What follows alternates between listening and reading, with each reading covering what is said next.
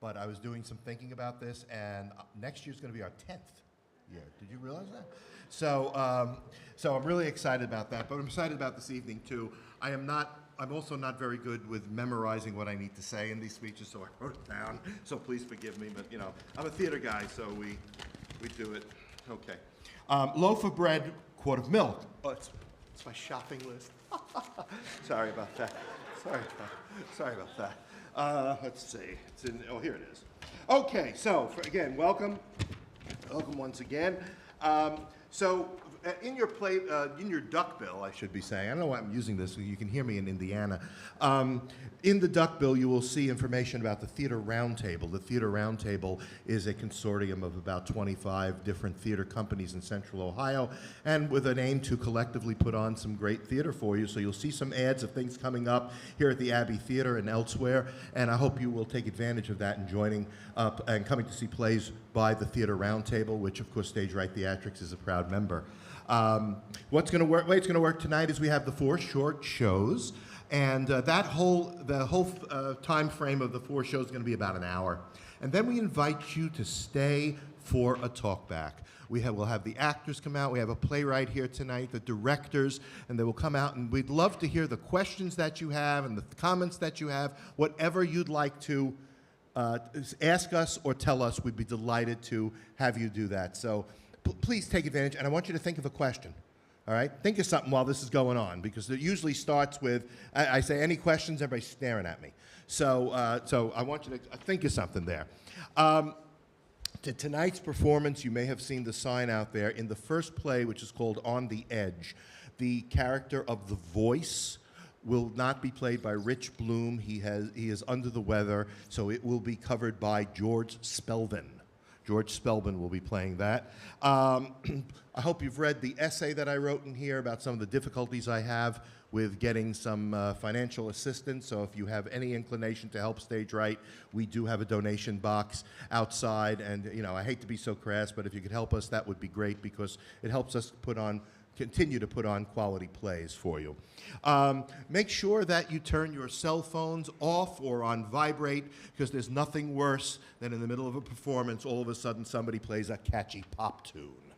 So, so I'd like to, once again, it's the worst, those catchy pop tunes. So I'd like to thank you all once again, and hopefully you'll be staying for the talkback. And please remember our motto at Stage Right Theatrics, which is disagreement does not equal hate. Thank you so much.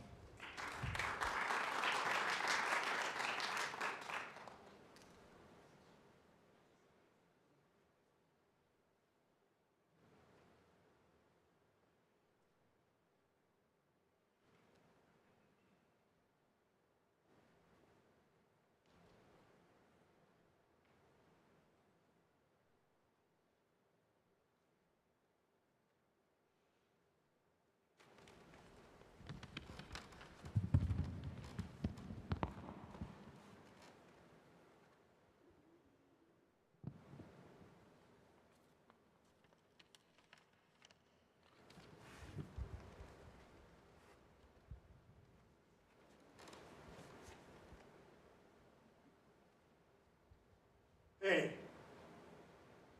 where am I? This doesn't feel like my bed. Hello, Adam. Who are you?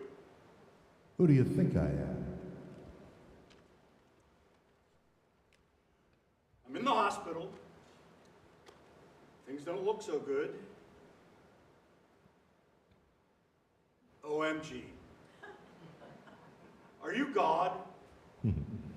Do you believe in God? Not really. Do you recognize my voice? We've met before when you were a teen and in the hospital. Oh, wow. I remember. I reacted to a large shot of penicillin. I heard screeching and the room melted like I was in a psychedelic dream. My heart stopped, and they had to revive me. My white blood count was so low they thought I had leukemia. Were you there? I was. I kept track of you. They figured your next cold would kill you. I bet $5 on you not making a year. And I got a call from a doctor 10 years later about my white count. He asked, "How are you still alive?" They never figured out why I could fight colds and infections. Yeah.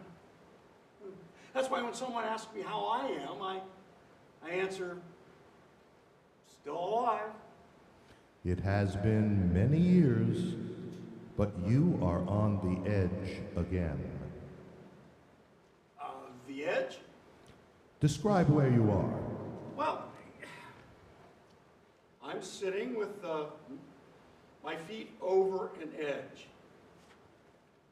Hey, I don't have any pants on. No underwear either. Where are my pants and underwear? Oh, somewhere in the hospital disposal. They thought you were contagious. Why did you attack me? I woke up with my oxygen tube wrapped around my neck. Oh, no one attacked you. You rolled over in bed. Then you panicked and tore off the oxygen tube. And why am I in a room with just a curtain hiding me from the hall? Half the time I have to pee into a jar with the world watching. What the hell am I doing here? You are here to decide. Either slide off the edge or climb back. Sliding off seems a lot easier. Oh, it is. Just ease forward, and it will all be over. Getting up means people can see my privates. This gown isn't much for modesty. So, slide off. Hey, what's beneath my feet? If I look down, all I see is black. Nothing. If I slide, is that the end of me forever? No, it's just the beginning. Come on, Adam, decide. Last time you came back and fought for your life. This time, take the easy way out. Just slide. Why are you finding this so hard? The hospital scares me. I have trouble working the TV. It's like the controls were covered with hieroglyphics. My home entertainment system has 5 remotes, and I sail through that. What's wrong with me? I know they put me on some heavy meds. Maybe this is a dream or an hallucination. This is not a dream. Oh, wait. I can see what's happening. I'm delirious. Well, I have things to do. People depend on me. This can't be happening right now. Oh, Adam, you do have a great sense of humor. It is easy. Either slide or get up and head back.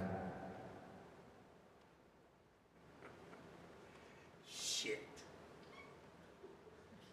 Hey, maybe this isn't my time to croak if I change.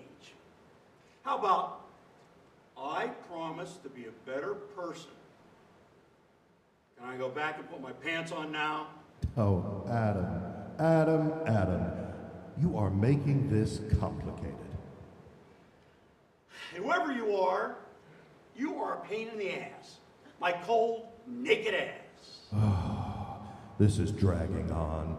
Mind if I take a break? No, go for it. Thanks.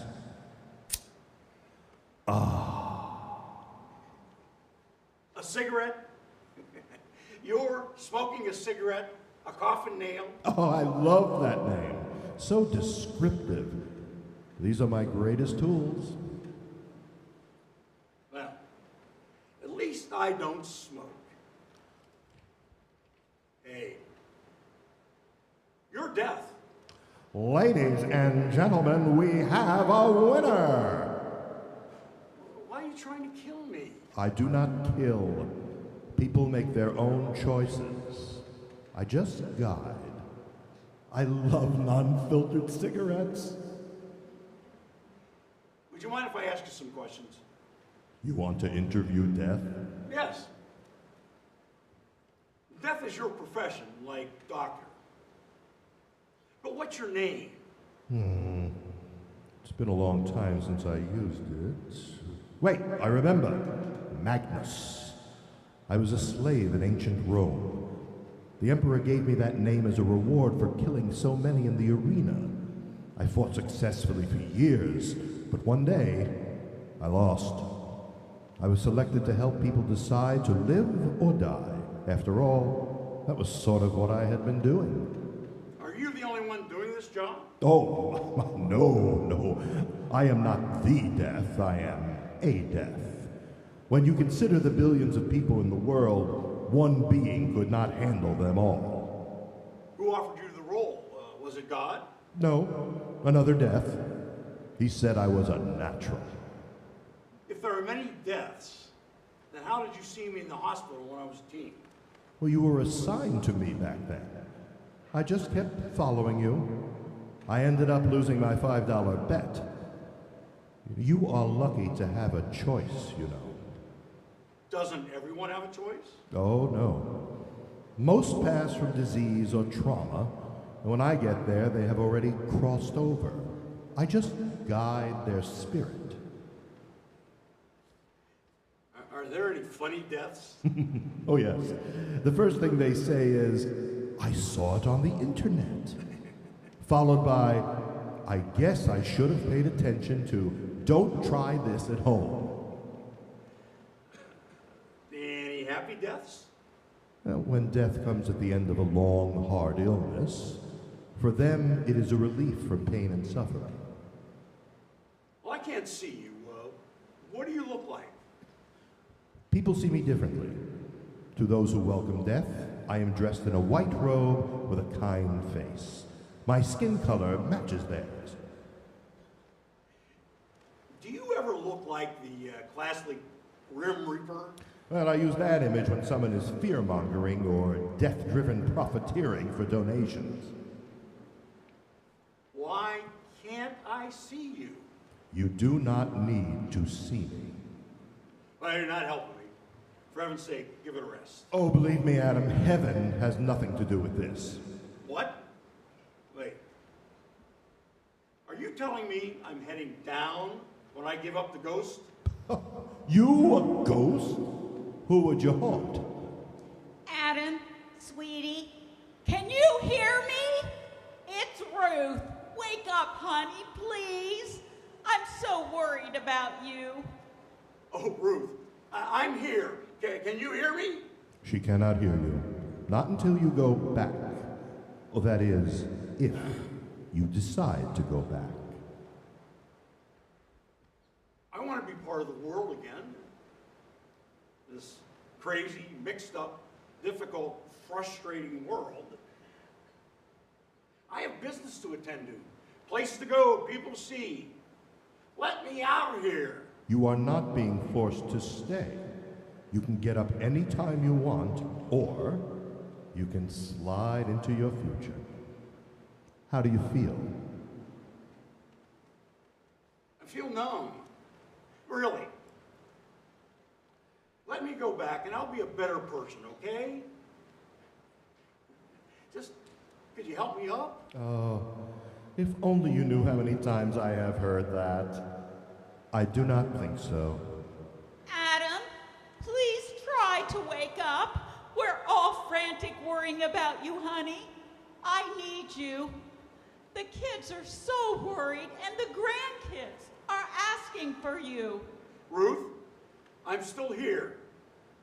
I'm still here. Hey, Death. This is hurting her, and it's my fault. She seems nice. She's amazing. We've been together for decades. I'm not ready to go anywhere without her. And, well, I've never really told her how much I love her. Shit. I am such a jerk. Let me go back and I'll change. It is totally up to you how to go. Forward or back.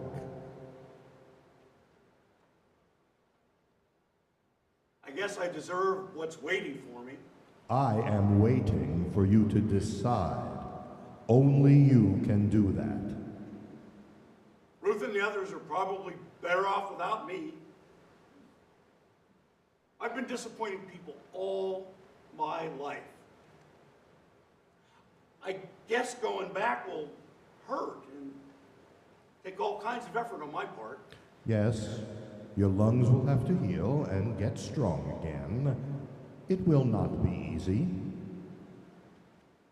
I guess death is easier.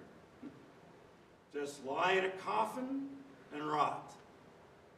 Honey, I can see from the doctor's expression and your slowing vitals that you may not make it. The only way you'll make it is to fight for your life. I decided to bring your yellow sports car to the hospital to help you want to live. I figured seeing it would boost your spirits.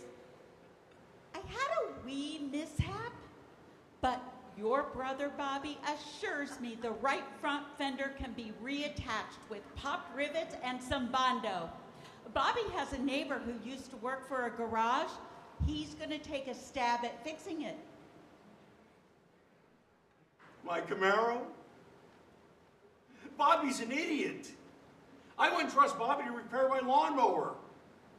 I'd hunt Bobby for sure. Honey, fight your way back. If we need help when you come home, I can invite my mother. She even offered to help feed and bathe you. Wasn't that nice of her? I would pay to see that. Oh, very funny. I know Ruth. She's just egging me on, trying to get me to wake up. Mind you, that bit about her mother. Well, it is nice that someone cares.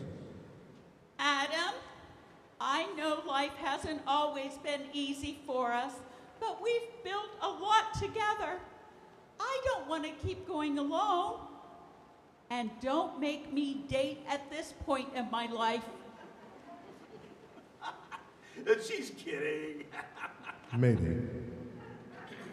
She is beautiful. It would not be difficult for her to find someone else. I don't like you. You do not have to like or dislike me. Oh, I get certain feelings about people and your shortcomings. Shortcomings? Yeah, I guess I do have a mitt full of those. Everyone has those. Everyone.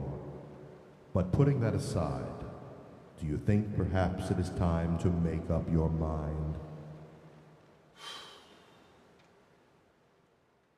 I guess so.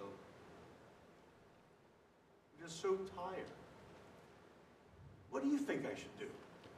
Your decision. Remember the cliche, life is what you make it? Doctors and nurses can take you only so far, Adam. At some point, you have to own up and do what you need to do. In other words, shit or get off the pot. And now, who is spouting cliches? This is scary. Yes, it is. The unknown is always frightening.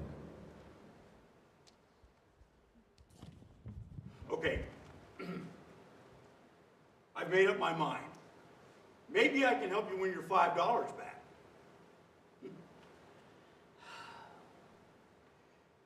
Here goes. Till we meet again.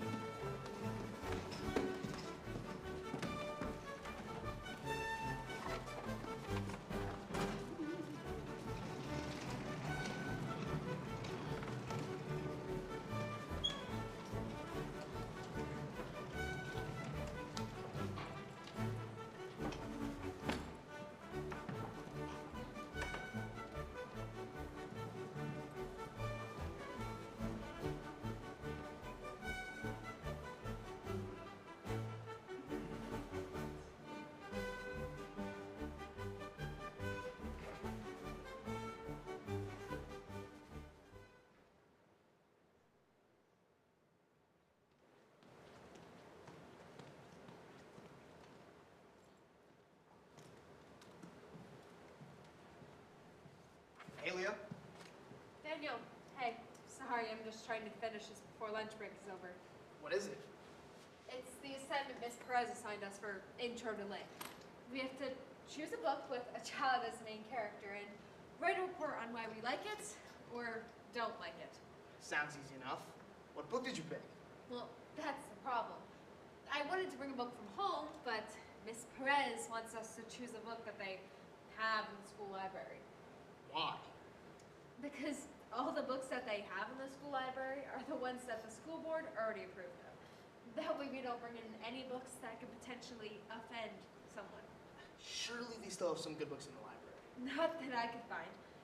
I searched all around the section for children's literature, and almost every single book I've read before had been taken off the shelf. Do they at least have some of the classics? Something like Catcher in the Rye? Definitely not. The school board put it for depictions of children smoking. They said they were worried it would set a bad example for us, which literally makes no sense at all. I get it. I was in Mr. Gupta's history class, and when he was teaching us about the Civil War, some kid raised his hand and said he first heard about the Civil War when he was watching Gone with the Wind. You should have seen his face. He got all nervous right away. He told us he's not allowed to talk about Gone with the Wind in class because he's on the blacklist for being too racist. Please, like we don't know that racism existed during the Civil War. Exactly. If anything, you think the school board would love Gone with the Wind. Well, right, but you know how they think. They're so afraid of getting yelled at by liberal parents, they have to blacklist everything first, out of fear. Give it a generation, and I bet no one will even have heard of Catcher in the Rye. Daniel, you never read the books assigned in class anyway. Well, that's different. Maybe if the books they assigned in class were less boring, I'd be reading them. What did they tell you to read now? Some book about this woman whose father owns a funeral home. It's just sad and depressing the whole way through. But, surprise, turns out she's a lesbian at the end, so apparently it's a masterpiece. I couldn't finish it. No, thank you. Told my dad about it. He was upset too. He said that when he was my age, the books they assigned him in class were things like Frankenstein or The Grapes of Wrath. Really solid classics. And books where interesting things happen. Well, that's why classics are classic, right? I mean, if they're good enough for people to keep reading them years later, then they gotta have something worthwhile in them. The oldest book that I could find in the new school board approved library was from 1996. Apparently everything before then was too bigoted for my delicate sensibilities. Ugh, and it's always about trying to protect us. Like I need someone looking out for my brain when I'm 14. It's like they think I'm gonna read a book about racism and suddenly become a racist. Well, maybe that's how it is for kids with liberal parents. I mean, once you discover that there's no such thing as being morally right or morally wrong, and that everything is open to interpretation, suddenly you just start repeating everything you read. Maybe. I mean, I can't understand it. You know, to some degree, I feel bad for them. For liberal parents? No, for the kids. You know, you grow up in this little bubble where all of the dangers of the world are missing. In this little safe space where nobody offends anyone else. But what's gonna happen when you get to the real world? Well, hopefully they'll realize how wrong they were. You'd think so. But there are a lot of adults out there who seem to have never learned it. If only they had read 1984 when they were growing up. Is that on the blacklist? Too much discussion of God and religion, they said. But personally, I think it's because they think it's too similar to the world they want to create. Makes you wonder if they've read it themselves. Maybe it would wake them up. Maybe. So, what book from the baby-proof library did you end up going with? It's called Sophie and Her Mother's Girlfriend. It's about this girl whose parents get divorced, but then her mom starts dating a woman. Sounds like a kind of book the school board would approve. It's all about Sophie learning to be okay with her new stepmom, which obviously she's not in the beginning. Well, yeah, it's weird. There's this part here. There's this moment where she's in the kitchen and she says, "Hey, Mom," but then they both turn around at the same time. That's just confusing. Yeah. Maybe we could write to the school board and say that it's hurting our brains to think about it. Maybe they try to ban it to protect us. Maybe. So, what are you writing about her? Well, I think that there's a lot I have in common with Sophie. I mean, she gets angry with her mom, and I get angry with my mom sometimes. And she can see how happy it makes her real mom. And I do sometimes do things that I don't really want to because it makes my mom happy. So even though it's not really something I could do, I sort of understand what she's going through. Well, that's more than I could find in common with her. Well, Miss Perez said that she wants us to challenge ourselves to find something in common with a character that seems nothing like us on the surface. So I guess if it's difficult to connect with her, then I'm doing the assignment correctly. I mean, there aren't going to be any books about people who are exactly like me. She said it could help build empathy. If she wants you to have empathy, why are they restricting you to only the books in the library? That's not having empathy for other people. Exactly. I mean, if they are going to start banning every book they disagree with, you'd think that they need to learn some empathy. You know, my dad said when he was our age, he wasn't really interested in learning about what it was like to be a slave until he read Huck Finn. Now that's a book that gives you empathy. But apparently having empathy for slaves is racist. Somehow. I don't try to follow the logic. Well, there isn't much to follow. I know that. You know what book I really wanted to write the report about? Huck Finn? I wanted to write it about Peter Pan. Oh, well, I love Peter Pan. Have you read it? Well, no, but I've seen the Disney movie. It's a great book. Sword fights, pirates, flying through Neverland, all of the battle scenes. My mom used to read it to me. A couple pages a night when I was younger. It's one of my favorites. And it's blacklisted? The Indians. Apparently, Tiger Lily isn't an accurate depiction of a Native American. Why should it be accurate? It's a fantasy book about pirates and mermaids. Right, but my sensitive brain. Ah, yes. If you read Peter Pan, suddenly you'll think every Indian wants to kill you. It's especially weird, too, because when I was growing up, Tiger Lily was my favorite. I liked how she was so energetic all the time and that she was the leader of the group. I definitely had days where I would run around the backyard pretending to be her. So, you'd think, you know, the school board, they're all about this idea that everyone should grow up into being a strong, independent woman. They should love Tiger Lily. Again, the logic. The lack of logic. Right. But instead, I'm stuck here with Sophie and her two moms. Which is apparently so much better. Right, because how can Peter Pan be better than a book that only came out in 2024? Wow, 4 entire years ago. I guess this is what happens when you let people take over the school boards. Maybe we'll win the election this year. The school board election? Any elections, all elections. Right.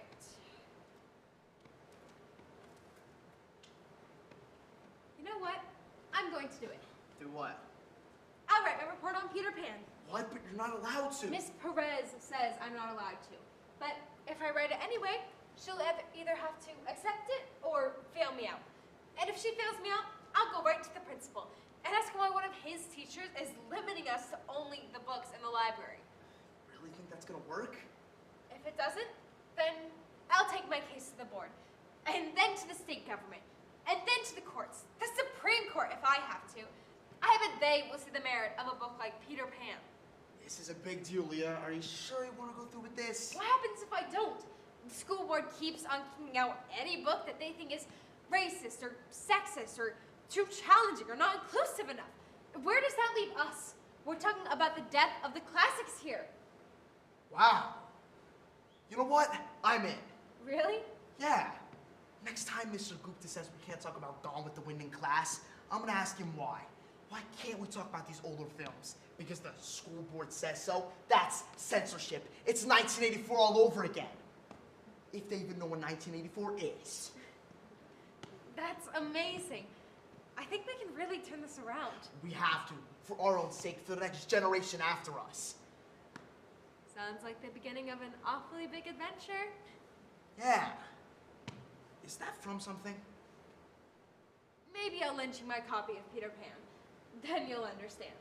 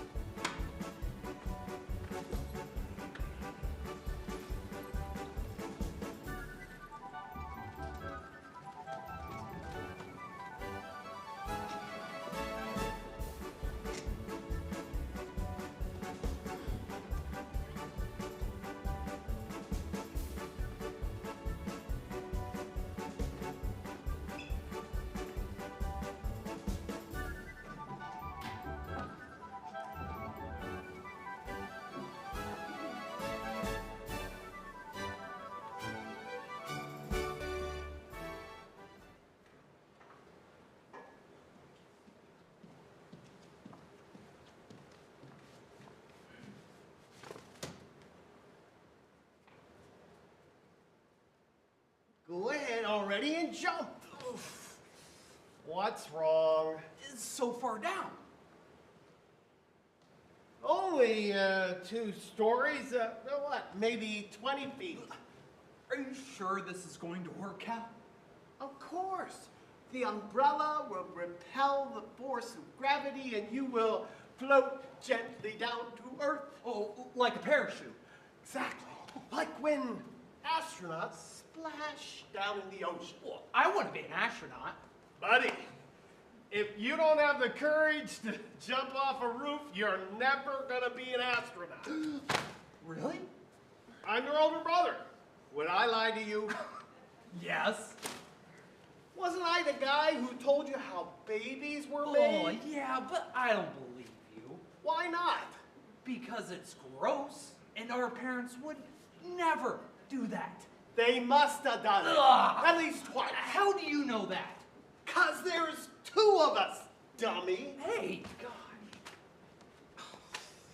Cal, can I ask you a question? It's all you do. Well,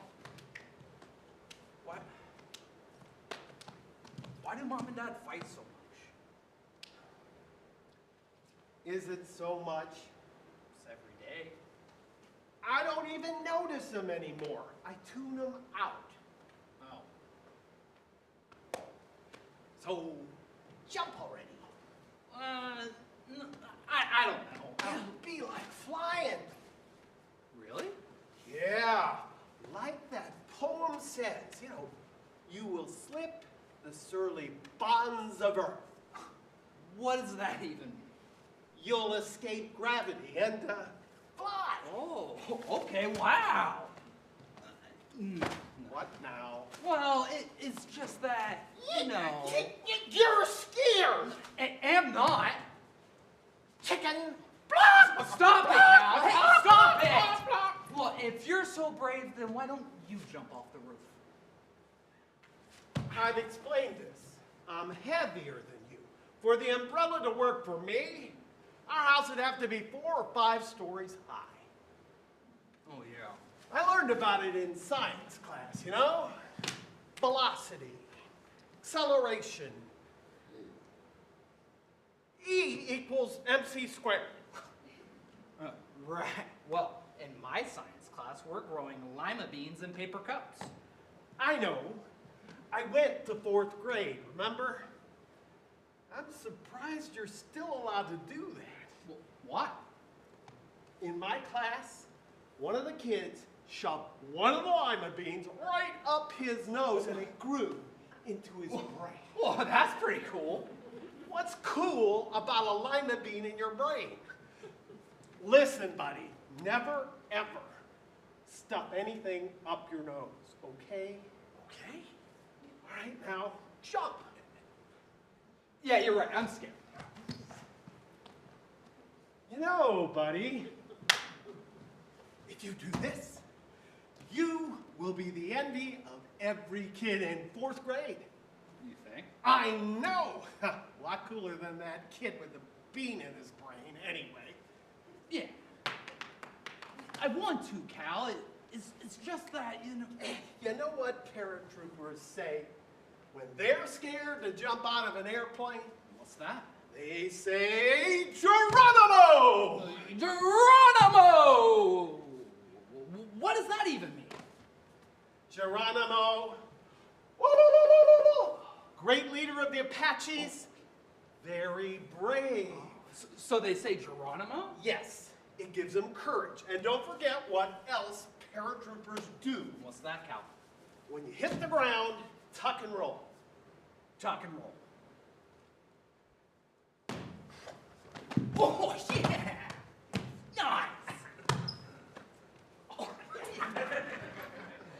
And listen, buddy, if anybody asks you whose idea this is, it's all you, okay?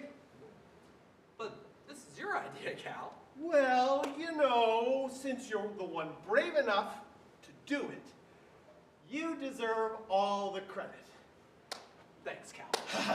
You bet. Now fly.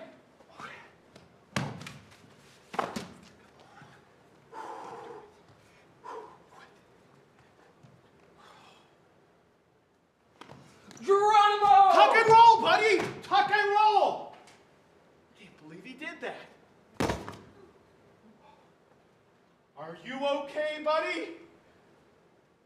Say something. Buddy!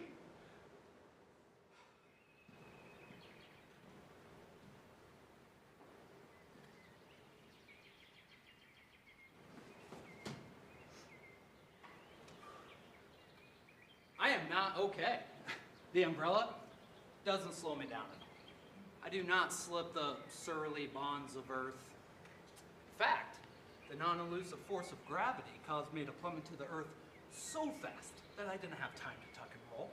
I hit the ground so hard, breaks both my legs. I told you to tuck and roll. I recover, but it takes months. You know, on the bright side, I missed most of 4th grade, and on the downside, I still can't do fractions. You know, also on the downside, the pain in my knees always tells me when rain's coming. Like today. You know, whenever I'd complain about the pain, Cal says to me, Now you got a great story to tell at my funeral. and I do. So I just did. You know, over the years, it turns out that Cal's right about so many things.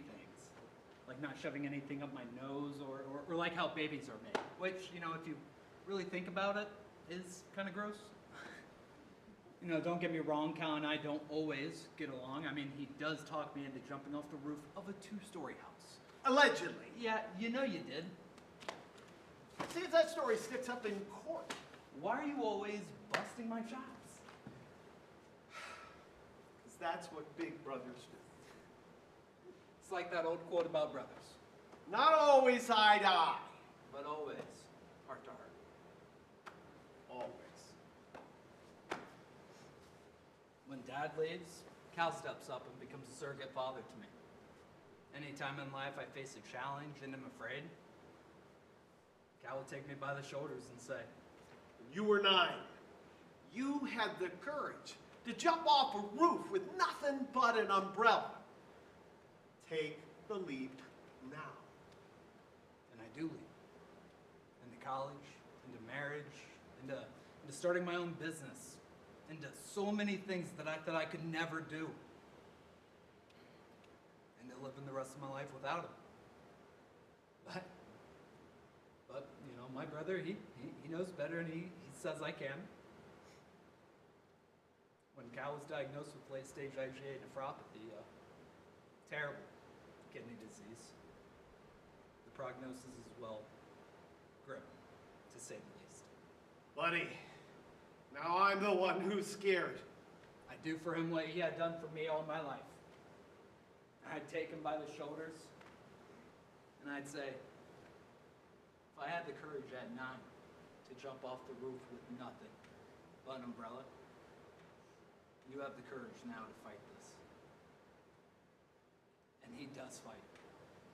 Good God, how he fights. Every day like a champion, right up until his final breath on earth.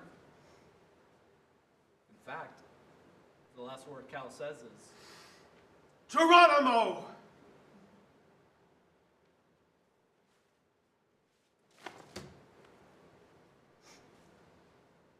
after this committal service, I invite you all to join me at his favorite place, Rocky's Tavern, to raise a glass to Cal, to the best big brother a guy could have, and to wish him a safe landing on the other side.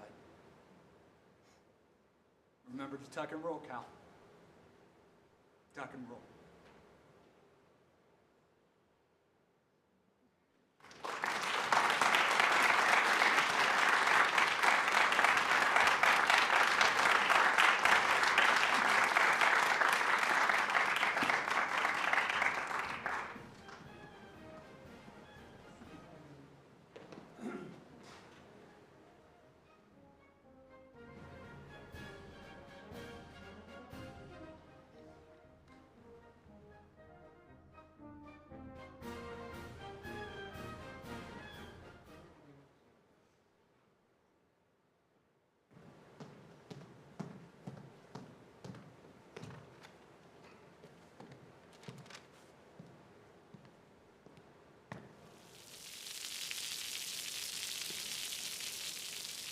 What is that?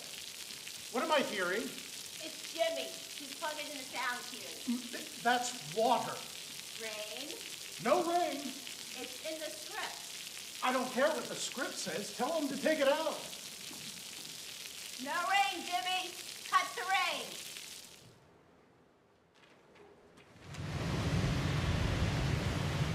That's another sound. What is that? It's wind. No, no, absolutely not. Are you kidding me? What's wrong with him? Jenny, right? Jimmy? Is he hard of hearing? Can you hear me? Do you hear me, Sorry, Jimmy? Mr. Simon, sorry. Do you need a thesaurus? Does he need a thesaurus? No weather sounds. Right. Got it.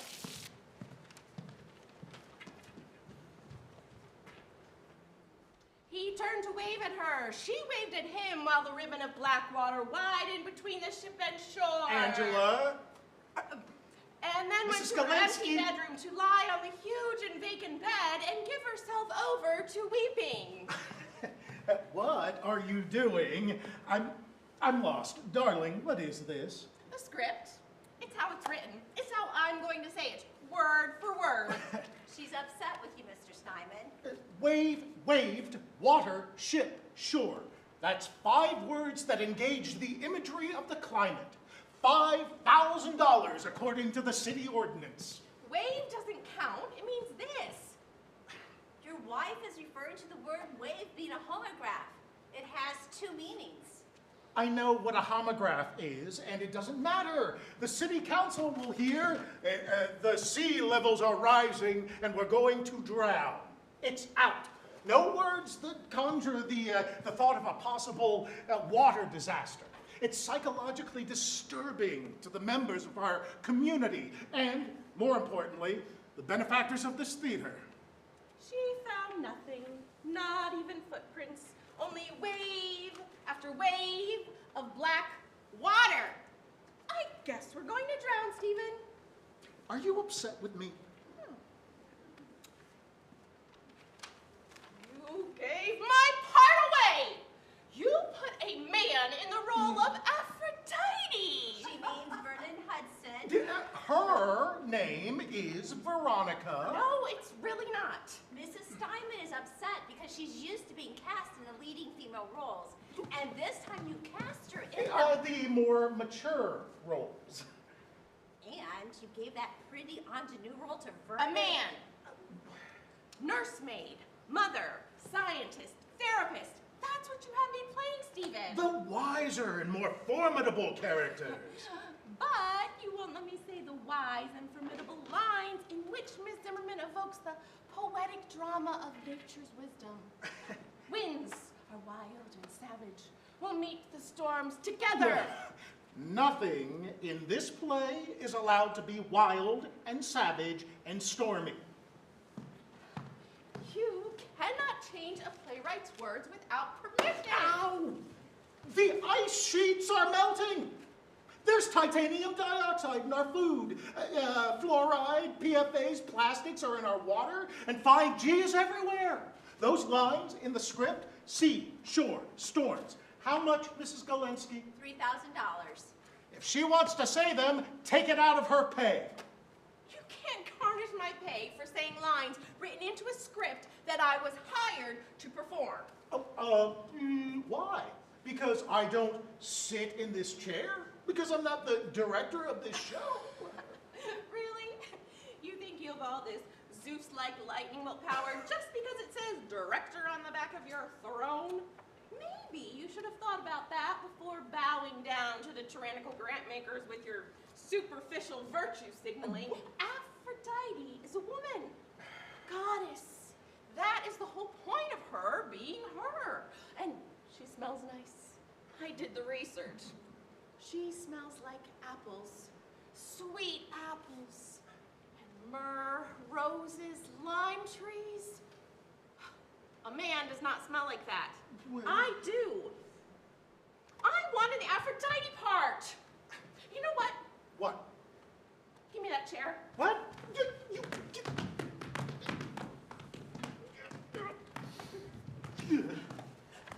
Okay. You lost your right to tell me what to do when your priority shifted from creating timeless works of art to political pandering. You are no longer my director, and I am no longer your actress. Well, we're doing a play, Angela, so what's our relationship then? Who are we? Antagonists, apparently. Oh, listen to this. Listen to this line from the play. The weather was worse with every moment, for the winds were on the loose. Weather wins, $2,000. You cast me as a laundress who washes clothes in a pool of water. The pool has been drained. Isn't that right, Mrs. Yes, Gillespie? yes, we're doing the scene without water. Okay. But I was wondering, Mr. Steinman. I'm wondering too, Mr. Steinman, how do we do a play in which the main set piece is a pool of water without water? Don't give me a migraine. We open in 3 days. You don't understand my responsibilities. You have to say a few lines and remember where to walk. I take care of the roof, the advertisers, the caterers for the opening night party. It doesn't matter if you would have made a better Aphrodite. If I didn't check the right boxes on the grant application, there wouldn't have been a play. You wouldn't have let this happen 20 years ago. Ah, yeah. 20 years ago, I was young and naive. And someone I looked up to and learned from. You championed true artistic ideals and understood the importance of suffering and obstacles. You were a man who saw beauty in flawed characters like Oedipus and Lear, and as such, in each one of us who is elevated and dispirited by the mere condition of being human. When you directed me in a doll's house and held my hands in yours, explaining to me how Nora's life was shattered when her husband chose his public persona over his love for her, I fell in love with you. When I played Ophelia, you helped me understand how my character was driven to insanity because she was forced to choose allegiance to authority over her love for Hamlet. I became a good actress and you a great director because you were honest and authentic and you cared, Stephen. I still care.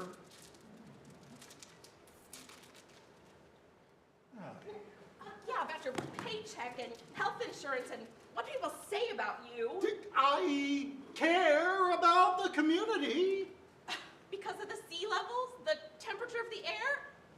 Miss Zimmerman's play is about gods. Gods mess with the weather. The theme is the weather, that the always changing, malleable, always in flux nature of weather and life, which is about us.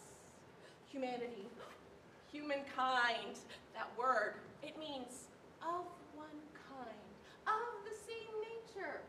We share something fundamental, and yet we are each unique.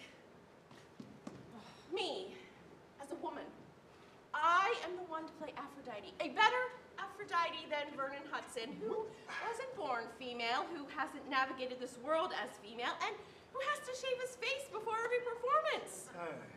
Aphrodite is my role. She stepped into a shimmering stream and began to dissolve. Her body melted. It's poetry. It's womanhood.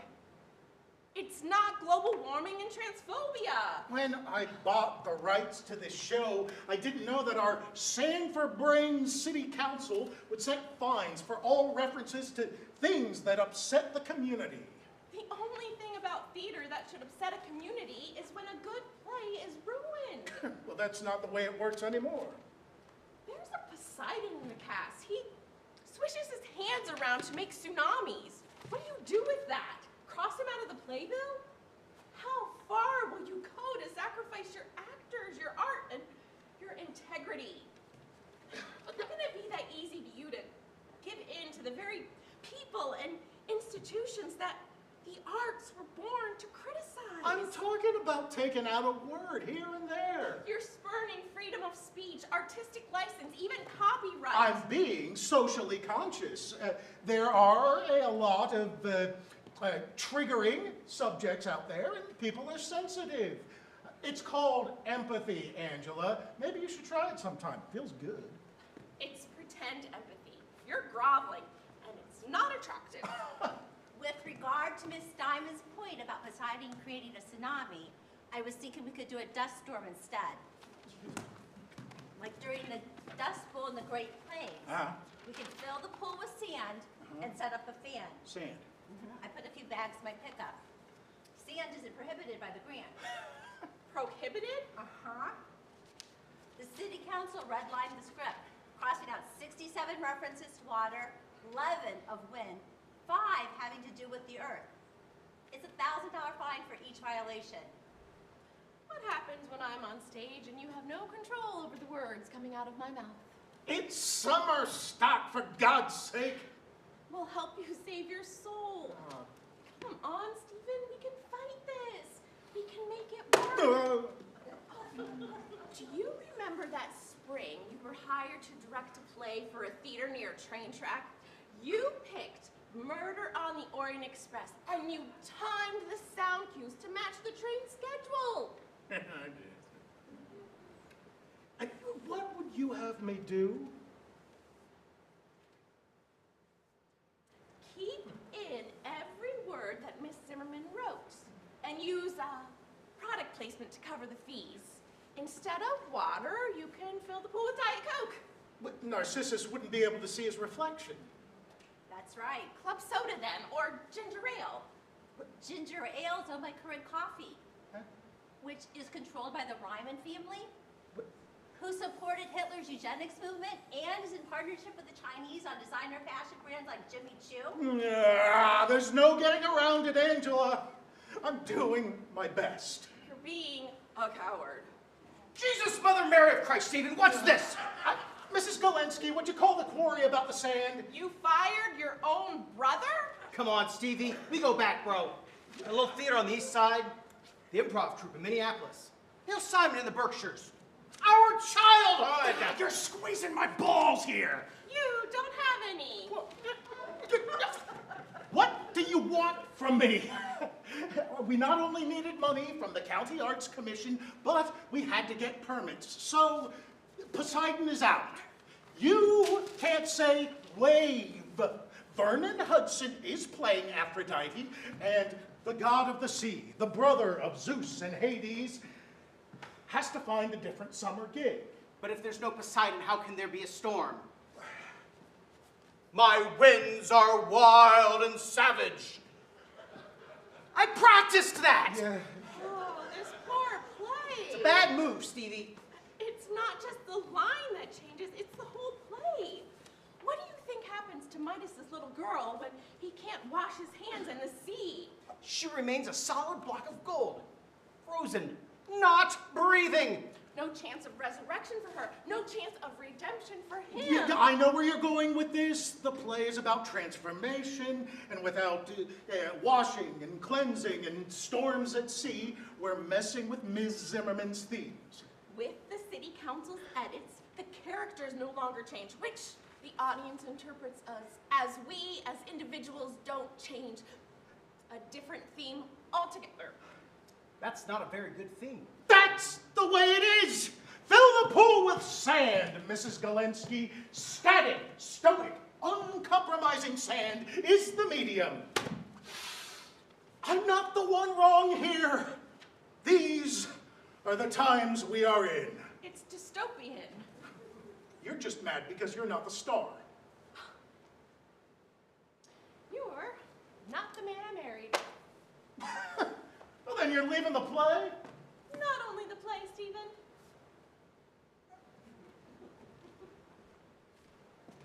What was that? That was an exit, Mr. Simon.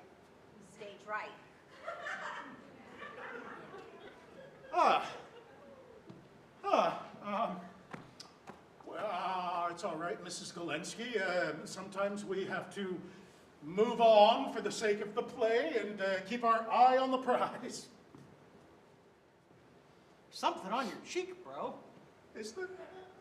Looks like a tear. It's not. There's no tear here. Can I be back in the play then? I'll only say the lines you tell me to say. The quarry has the sand ready to go. They can send over a truckload this afternoon. And with Angela's salary back in the till, we have it for any slip-ups. I'll have to pay another actress. Not if you use audience participation. Ooh! Interactive plays are a thing, Stevie. Come on, I'm back in. Say it! I'll take it upon myself not to say anything that'll hurt people's feelings. What about my trident? Mrs. Galensky? No fines or penalties for tridents, scepters, grenades, nuclear bombs. You just can't have a gun. You can keep the trident. What about the play's theme? The play's theme. The play is now about stasis, constancy, not making a difference when your back is against the wall. Then it's about not changing. Yes, we'll need to inform the critics. Now, let's take it from the top. Where's the woman? Mr. Hudson is getting Botox. I'll do his lines. Be vigilant of the words and the themes. Red pencil in hand. All right, start the scene. I ask the help of the gods who know the trick. Change me. Yeah. Don't change me. Yeah.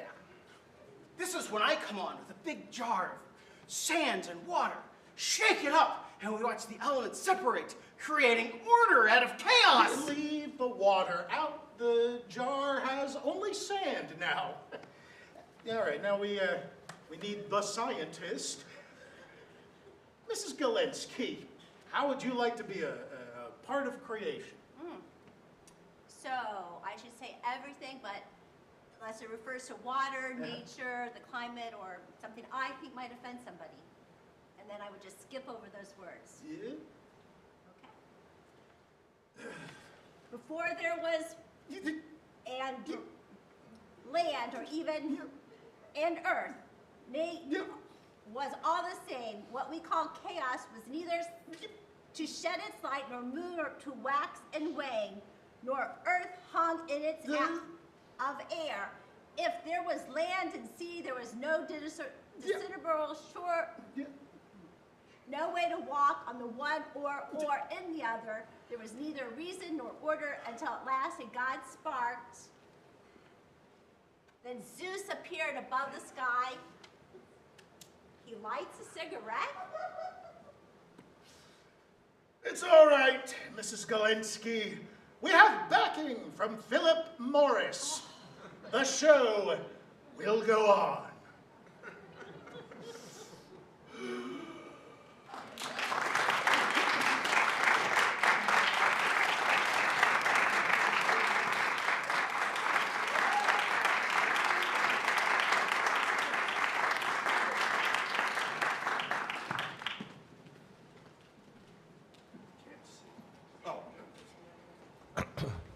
Well, I hope you enjoy those 4 short plays. And now it's time for the part that I really enjoy, and that is the talk back. So I hope we're going to invite our cast. They're coming out now. I didn't even have to say anything. We also have the directors coming on. We have a playwright in the audience, Zach Barr. Where is Zach? Here's Zach Barr, who wrote children's literature, right here, all the way from Illinois. That's it. Grab a chair. Righty. While they're setting up, I'm going to walk like this, and now I just passed the bar. Okay. What's the matter? All righty, so we have, we will entertain any questions or comments that you might have. We'd love to hear from you. Thoughts, questions, comments? Let it roll. Let it rip. Chris will come up with a microphone so you can be heard. We do have, by the way, we have a number of people who have been watching this live stream from all over the country. So we'd like to say hello to them. Hello out there in TV land. And so that's why we need to have the microphone so everybody could hear what you have to say. So let it roll. We have a question coming up. I know this lady. Wait. On the first, can you hear me? Is that mic working? The first play.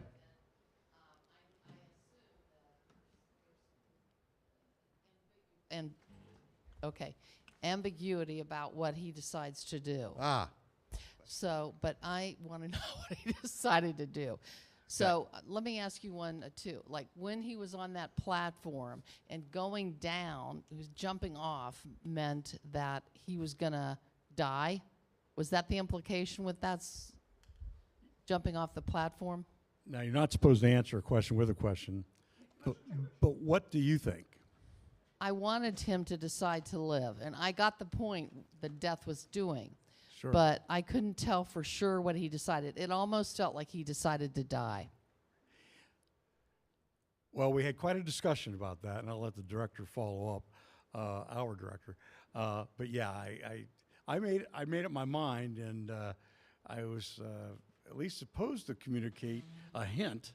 But if it's still ambiguous, that's fine with me. Well, as there was a hint. There was a hint that maybe he was going to win the bet.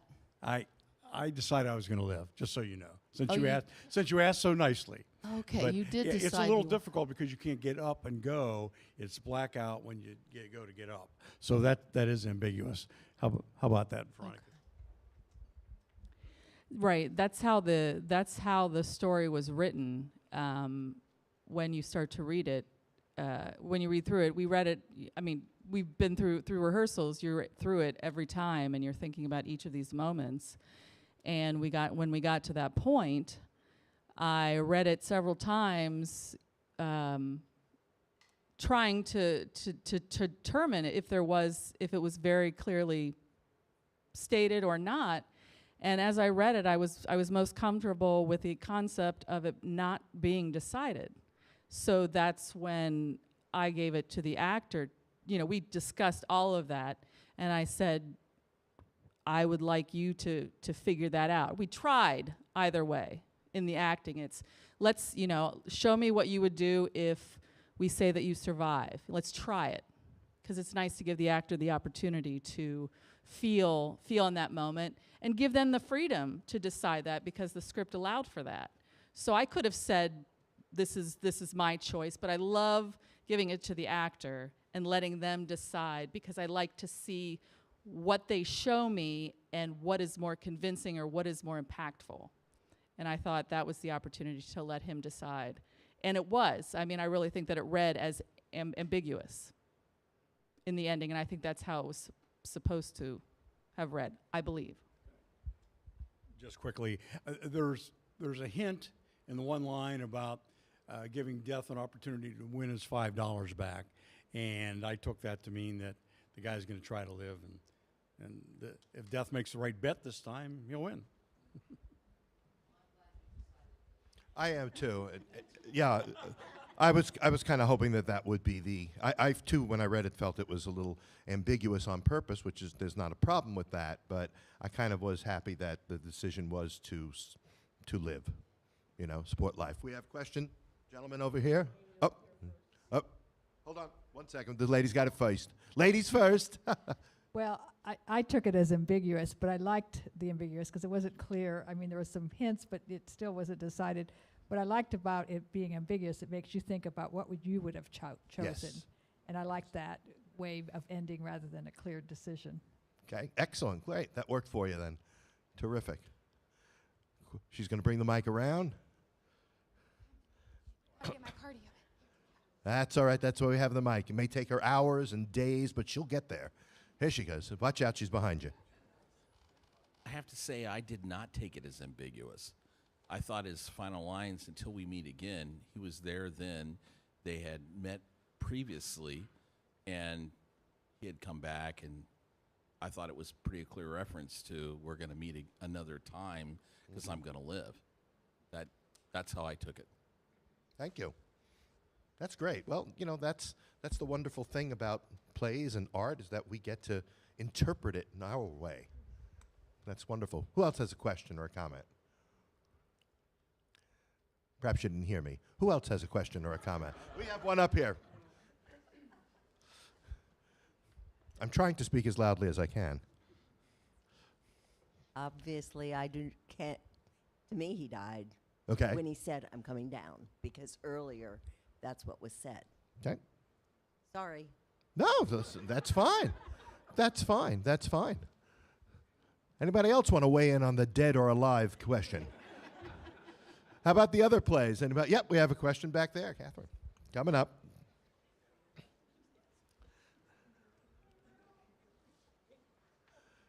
All right. I'm not going to weigh in on that because I was pretty sure he lived. Okay. But I just wanted to, yeah, it was that last line, right? So I just want to say that I've been coming to the Conservative Theater Festival for years. Maybe seen them all, I don't know. But I think tonight was the best you've ever done. This was a great group of plays and really well performed. Thank you. So thank you all. Thank you very Appreciate much. it. Thank you very much. We've been getting a lot more play submissions every year, and that's a great thing. And I am seeing a lot more talent. And, we're sifting through these plays, and it's like, I agree with the theme, etc. But, the play sucks. So I really, got to find that happy medium between a play that I think is worth watching and a play that may have a message that I think would be good for my company to produce. So I appreciate that, yeah. And, I'm very honored by a group of actors like this who are so talented and so devoted and dedicated. And so it's always a real thrill and an honor to have such people working for me. So, thank you. That was for me, not for you. Okay, who's got the mic there? So I was really moved by the play of the brothers. I mean, it actually brought me to tears. It was very sweet and tender and inspirational, and I thought that was really good.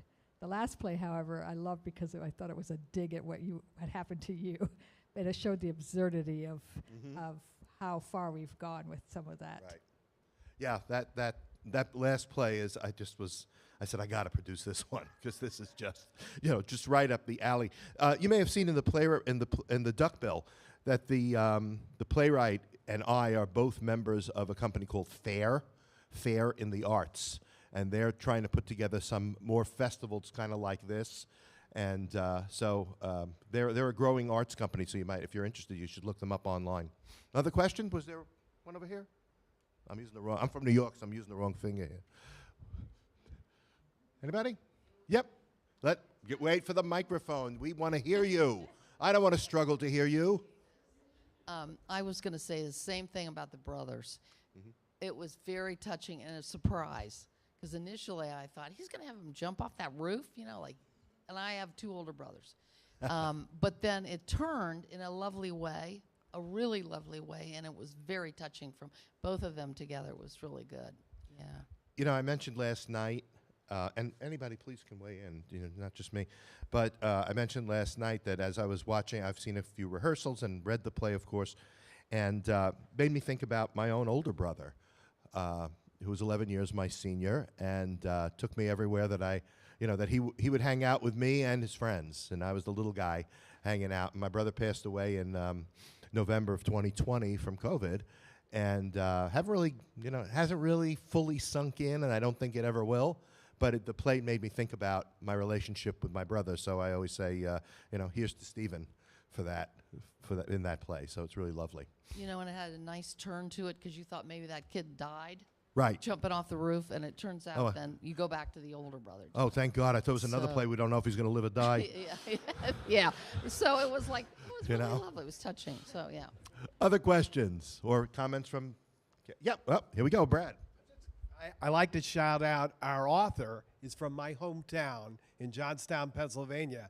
And in real life, I was a little brother who got tricked into jumping off about 1.5 stories. So if it hadn't been for the bush, I would have been break both legs. So this one really appealed to me, although, the older kid is more fun than playing the guy who gets tricked. Did do a number on my umbrella, though. What else?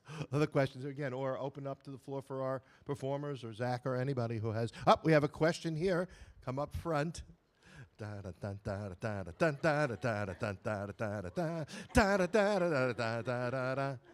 like a fifth show you're getting. Doing great. Right. All right, so I have a question about the children's literature show. specifically for Ainsley and Connor, who are the youngest on the whole cast list, I think. So I'm just curious, how did this show help you grow professionally, or did it push you outside of your comfort zone? Oh, let me give you the microphone. That's a good question. And off the cuff, too. Oh, my goodness. Hi, I'm Ainsley. I think that this was my first, like, professional show, like, outside of, like, my school's theater or, like, public theater companies and stuff.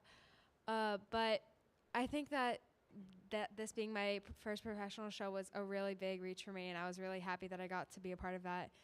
I was happy that I got to do it here with so many amazing people. And I think this show in general was just it did push me into, like, a direction that, like, I had never really gone before. Like, the whole theme of the show is very relevant, oh my goodness, relevant to our world right now. And I feel like it being so accurate to the world that I live in was a really big push in a way, because it's not really something that you would talk about on, like, day-to-day, all the lines and stuff. But I think that was something that really pushed me. Do you want anything to say, Connor? Sure. Yeah, same kind of what she said. It's first time doing something like this, and it's very different, but I got to meet all these people, and the script is, very well written, and I like to perform it. I get to perform it one more time, and I'm very excited to perform one more time. But I got to, grow by getting really well directed of what to do and practicing it over and over, and I just had a lot of fun doing it. Shout out to our directors, Danny, and I think Joe is back there in the back. Say hi. Yay! Noisy back there. What else? What are the questions? Oh, we have one from the gentleman, the two gentlemen there. Huh? Must be in Verona. Yeah, it must be in Verona. Right. I would just like to say, just as a comment, the selection of the plays, I thought that it was really interesting just in the sense of the types of questions that it asks, the types of subjects that it makes you ponder, which, I definitely think is important for the arts, and the real hard questions that it also offers to society, regardless of political affiliation or anything like that. And what's interesting is that all four plays sort of have this touch on that important subject. And this is sort of a question for the entire cast and directors, because you guys are exploring that subject as deeply as possible as you're trying to portray what the author is really trying to say, what the character is really trying to express, and really sort of exploring that story. What personal insights did you develop as you tried to move through some of these subjects that maybe the audience, or you consider that the audience hasn't picked up on? Raise your hand, I'll give you the mic. Perhaps they didn't hear me. Up is Zach. Zach's going to tell us. Yeah, so hi. So I wrote children's literature, so I wasn't in the rehearsal process for this, but I can certainly say, because I wrote this with the festival in mind, is that the topic of the play obviously is all around book banning, which is a topic that I feel strongly about. Specifically that in the debates around it, we often treat, protecting children or the subjects of children being the people that we're banning them for, sort of as a group that we don't really humanize very much. We're just yes, children collectively as a group, which is part of the reason I'm so excited that we cast actual children, people under 18, to play these roles, because they are inevitably humanized here. But the challenge that stretched me for this was well, obviously the play is from a certain specific angle, because it's conservative books, I guess, or just books that are being banned, and clearly with a liberal the school board or whatever that's banning them. In reality, it can very much go both ways, and so trying to take an issue that was is across the aisle and present it in one particular way while keeping the fact that it is a universal issue, beyond what your political beliefs are. That was a challenge, just to make sure that it's very specific for these characters and doesn't get too much in like the overall stretch of the argument. Yeah. Other thoughts? Zach will give you the mic. What insights did you get? Stacy, very insightful group. So I did want to say when I first did the script and thought about being in this, I do think about other people and how they feel. So I was intimidated about doing the play. But I think that we've come to, I think it's important for all of us, no matter what our beliefs are, is to listen to other people's perspectives and learn. So even if a topic is brought up that you don't agree with, I still feel like we should listen and ask them questions. Because maybe the questions that we are asking and their answers, maybe we can learn and grow. So even though you can probably interpret a couple of these plays, you can maybe have a bad vibe about them, but it's important to bring these subjects up so we can talk about them. Because it's important to be able to listen to all of our neighbors. We're all one, and I think that's so important.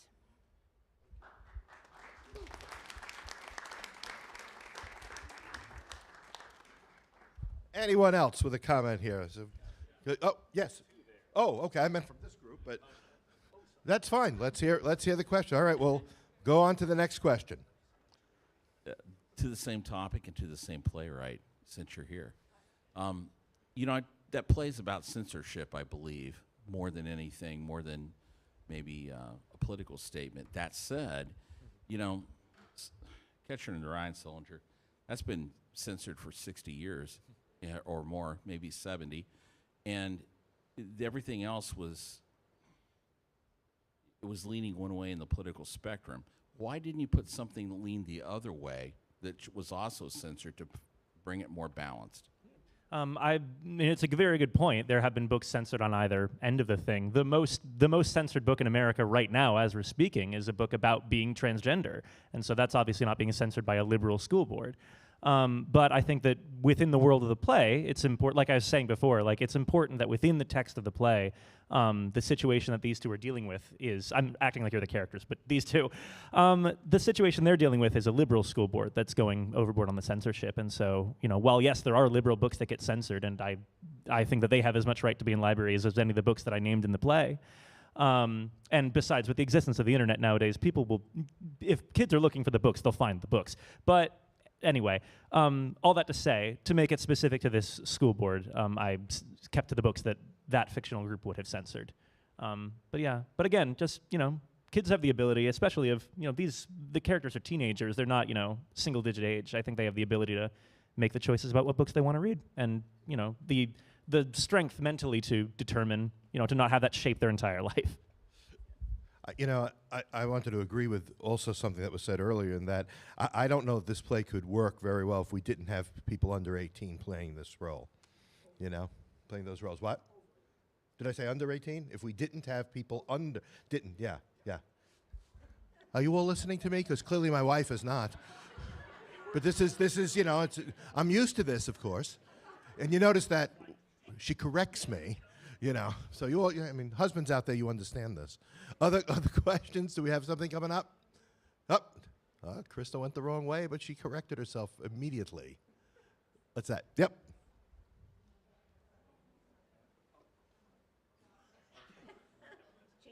Change mind? Okay. All right. Anything else? Any other questions or comments or things you want to know about the playwrights or the playwright or the actors? Yep. I knew if I waited long enough, someone would raise a hand. That silence gets to you, doesn't it? It's like theater people don't like silence. So this is more from a actor's standpoint. I am always terribly impressed, and especially in live theater, how people memorize these really complex, very drawn-out lines. And I hope maybe you can provide some personal insights as to how you do this. How do you do that? Yeah, I've yet to master that, as 3 people in the back of the room know. Okay, go ahead, Brad, tell us.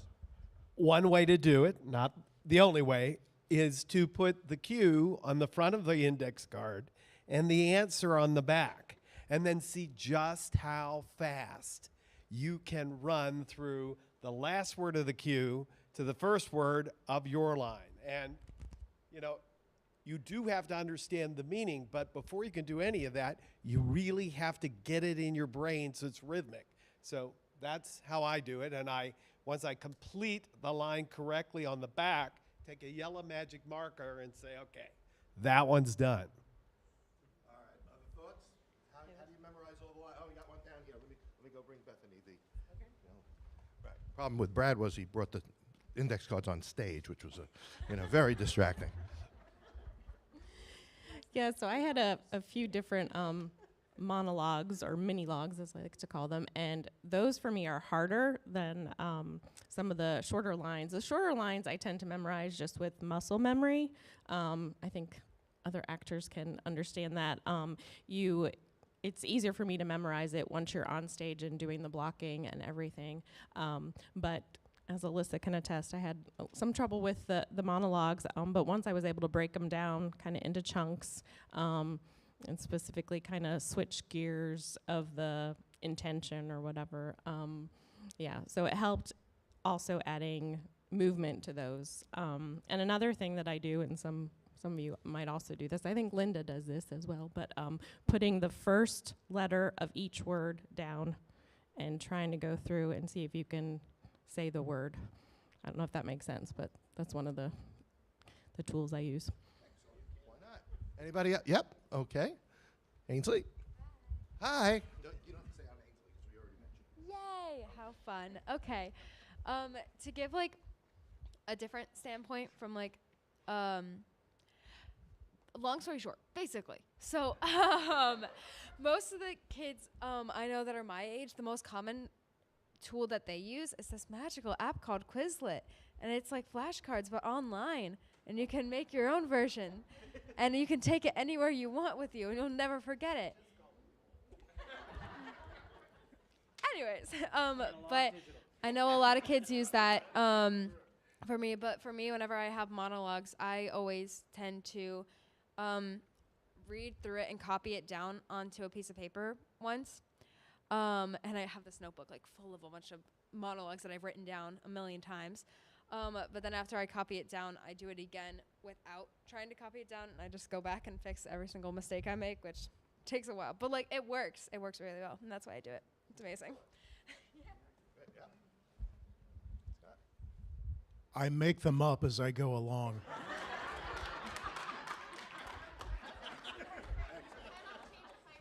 That's right. I was in a show last year where I had a lot of lines, and so I found this app. What was it called? Script rehearser. So it would read back to me the lines that were my cue lines, and then I'd respond to them, and then it would tell me if I was right or wrong. So it was a really neat app. Didn't do shit, but I really tried. Great. Yes, sir. We have a question coming from the gentleman up there, and I use the term loosely. This one's for the producer. Yeah. This is a challenging situation. Uh-huh. I want to know your metric for choosing these plays as you balance this tightrope between what might be acceptable to keep you produced and relevant, and no one can see you, you're not relevant, but at the same time getting your message out. You have many plays to choose from. We saw these 4. How do you pick these 4? What was your metric? What was your filter here? So first thing is this play producible? What that means is, given the confines of this space, the number of actors I can have in any one particular play, that's right away. When I put out a solicitation for plays, I say we can't have more than 5 actors. Nothing crazy going on with lighting. Nothing not that this beautiful theater couldn't handle a lot of it, but it's not the kind of thing. I'm not really interested in bringing a lot of spectacle when there's other things to focus on. But we want to first of all, I want to make sure that the play can be produced. And, and if somebody's writing in, the entire cavalry comes on stage on horseback, I'm not producing that play, okay? So that's number one. Number two, and of course, it's so funny. You put out a call for plays, and people pay absolutely no attention to it. I said no more than 5 characters. I get 15 character plays. So you got to weed those out, number one. Number two, is the play going to be entertaining? As I'm reading it, am I getting engaged with the play? Do I think that an audience will be receptive to it, regardless of the audience's perspective? Will the play be interesting? So that helps me weed out some stuff. I mean, some things are just Dolesville. And, if I'm falling asleep on page 2, I'm not going to produce the play. Second, we always get a few characters, jokesters, who send me plays that obviously I'm not going to choose. Just to, I guess, upset me. I don't know. I just laugh and put them aside. You're not getting produced. So there's always that, because I do have very specific criteria for the plays that I choose. And then it comes down usually to 5 or 6 plays, and you've got to weigh which one I think will make the most impact, or which one haven't I really discussed before. Maybe it's a topic that we haven't embraced yet in my festival. That would be more interesting.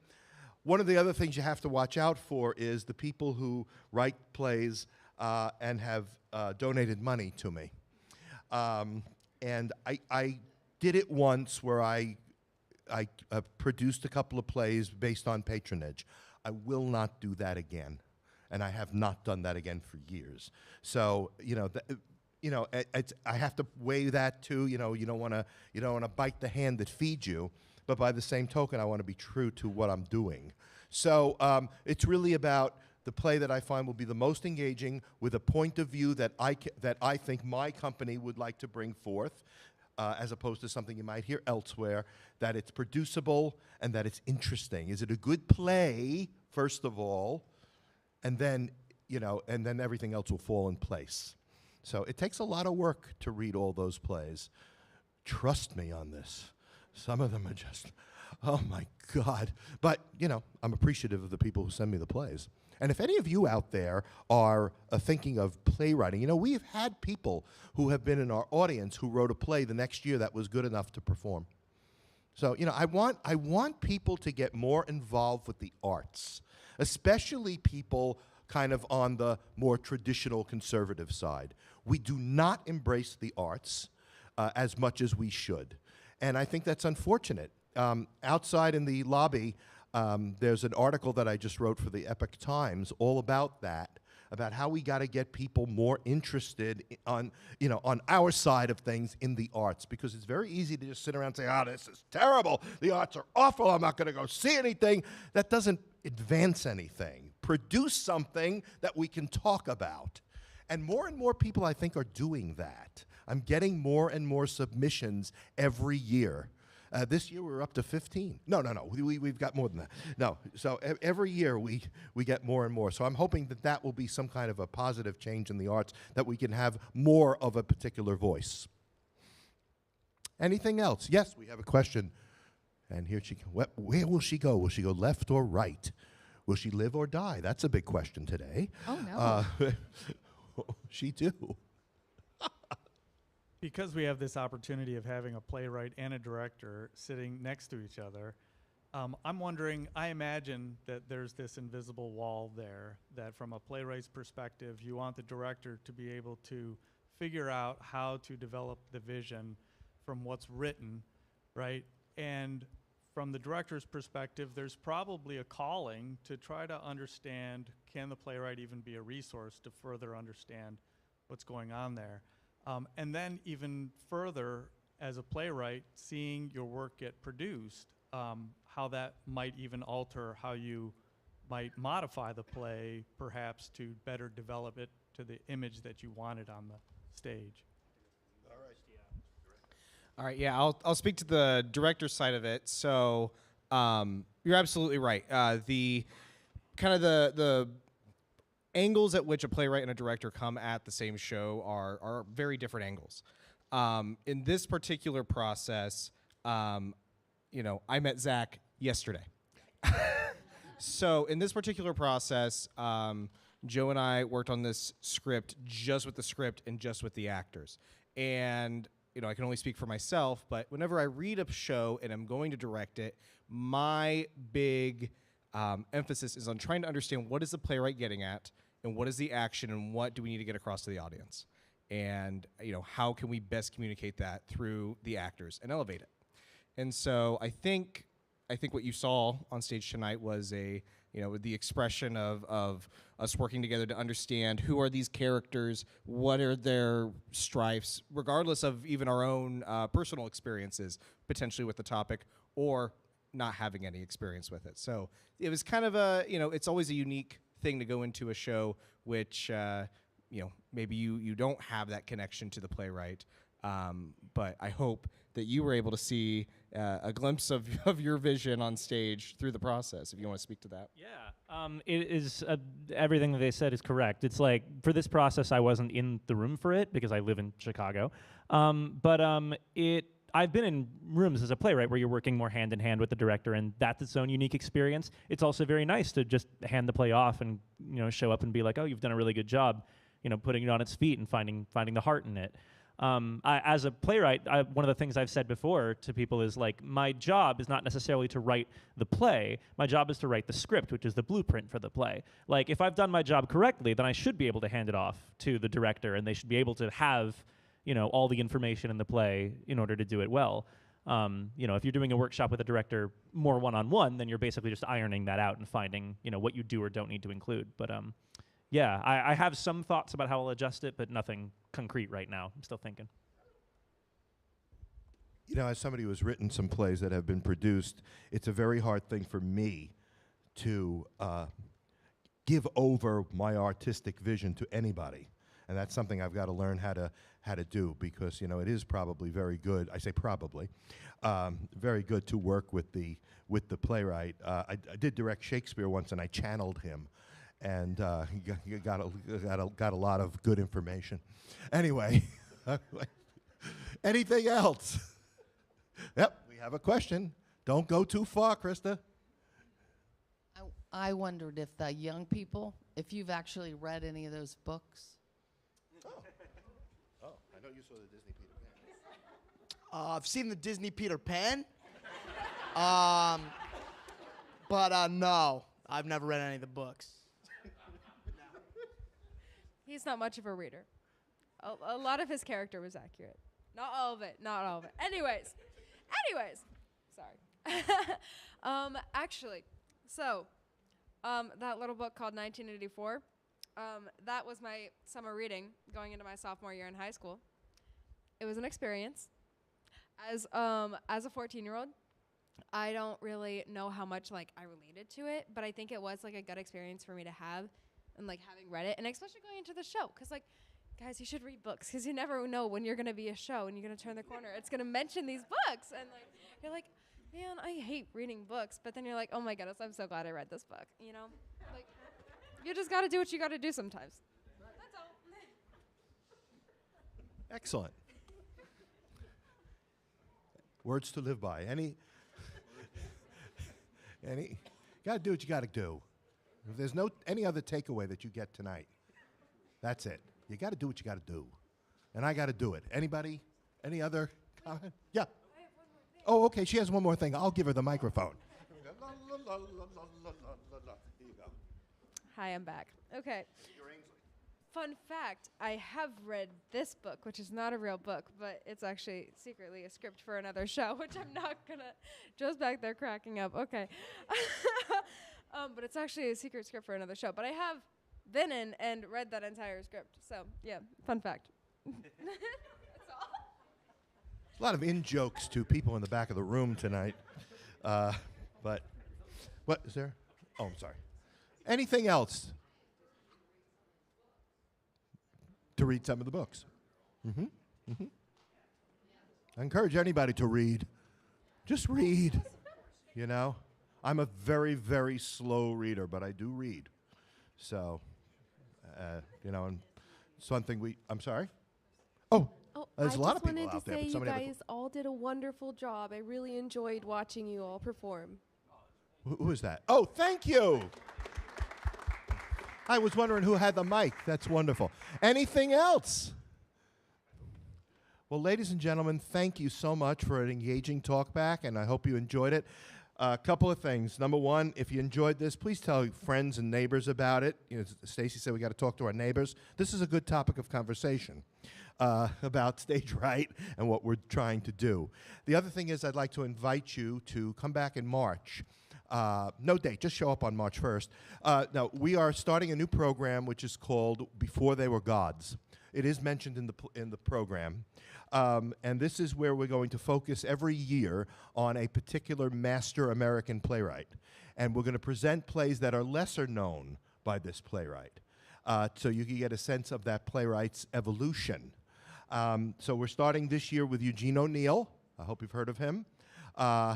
And we're doing two of his early one-act plays. One is called Isle from 1917, and the other is The Rope from 1918. And we'll have a discussion. There'll be a little presentation about Eugene O'Neill. You'll see the plays, and we'll have a discussion about, you know, those of you who know some of his other work. And then later in the year, we're going to put on Desire Under the Elms, which is by Eugene O'Neill, obviously. And but it, you know, it may be known to you, it may not be known to you, but it is not The Iceman Cometh or A Long Day's Journey into Night. So it's something else by O'Neill. So we really want to start educating people about the American masters. So hope you'll join us. Thank you so much. Have a wonderful